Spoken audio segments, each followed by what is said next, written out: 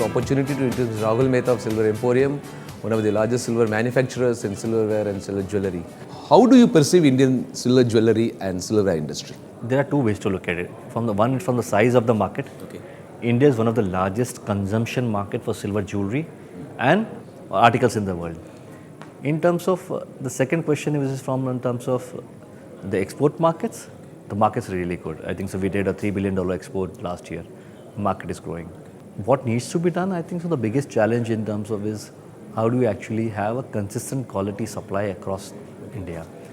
How do you actually educate people in terms of what quality needs to be, what are good standards, what are bad standards? A lot needs to be done, but definitely in terms of opportunity-wise, this is one of the largest market and it's going to continue to be one of the biggest market in the global scenario in the years to come. How do you see vis-a-vis the export competitiveness other suppliers like Thailand, Chinese players and all? So every market has the advantages and disadvantages. I think so the advantages which works very well for India is handcrafted jewelry. When I say handcrafted jewelry, if you see in European markets and different parts of the world, handcrafted is always very expensive.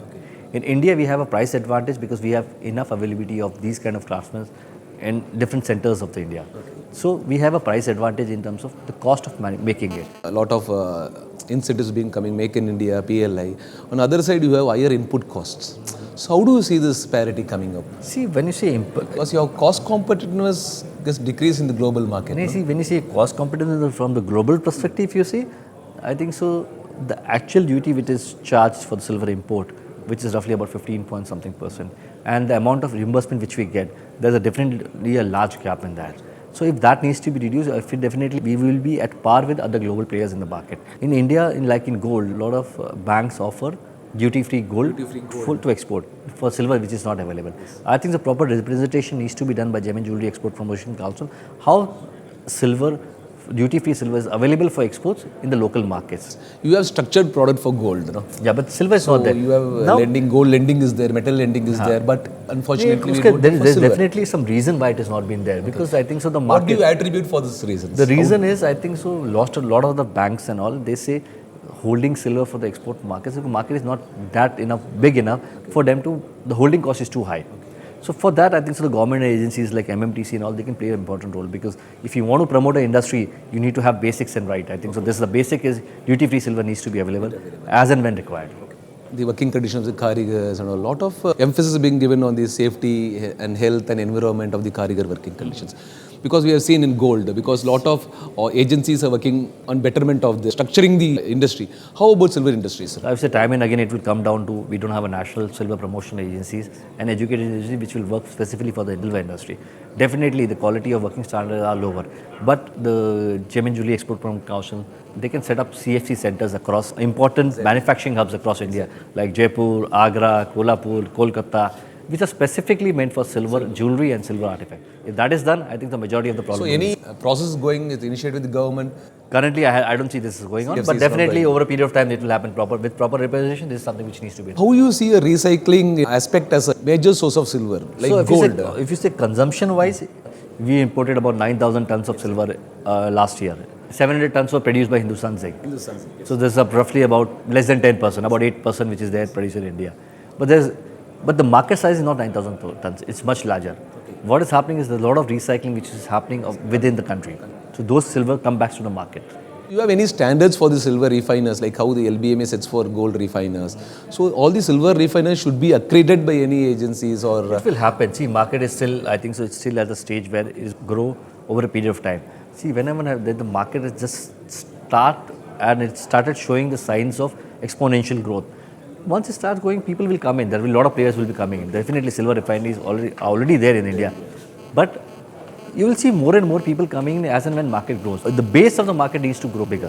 What initiatives you require from either from a policy push or the industry initiative to widen the consumer base? Widen the consumer base, I think so. Education program, educating people about what quality to buy, so they don't feel cheated because I think the trust level of when they buy silver in India is pretty low. Pretty low because when they buy a product at certain purity and when they try to sell the product, there's definitely a large gap. Because I mean, there's one is a major issue which we are able to resolve over a period of time with proper education and maybe mandatory hallmarking, or you have self-certification. If those both can be done, definitely. So you advocate mandatory hallmarking for silver jewelry also? needs to be done, but definitely the market is very, very scattered and very small players, and it can happen over a period of time. Let it happen over a period of time, but till then, self-certification can definitely come in. Self-certification, if you're selling any product, you need to mandatory mention your house mark and your purity of product which you're selling needs to definitely there. If that is done, we'll start slowly moving towards more organized and more trust worthy market in silver. But consumer perception has been changing, and silver as a low ticket investment is getting more attraction from the new generation people. There's a shift between gold jewelry to silver jewelry. Yeah, I think so. Both has a different set of customers. I think so. The next gen, millennials, working women, are different set of customers who are the new segment of customers who are only focusing on silver jewelry. So is the new market opening up? Market is open, but that is why we are seeing record imports. We've seen why the market size of silver is growing. As a financialization product, ETFs have come. So how do you see that? Products, ETFs have come, digital silver is available. So a lot of things is happening around silver. I think The so. formalization of the silver is happening. It's happening. I think so. From what we are talking today and what we see after 5 years, it will definitely be different market. What is your take on India Silver Conference, and how do you see this Silver Conference I think so. It's a great in start. bringing all these stakeholders? So I would say this is a great start. I think so. This was something which was needed for Indian markets. In spite of being one of the largest consuming market for silver articles and jewelry, there was no single platform to bring all the manufacturers, retailers, refiners, bankers together on one platform. I think this is a great start, and we see this is going to be a very, very important silver calendar event in the year. Thank you very much, sir. Thank you for the interview.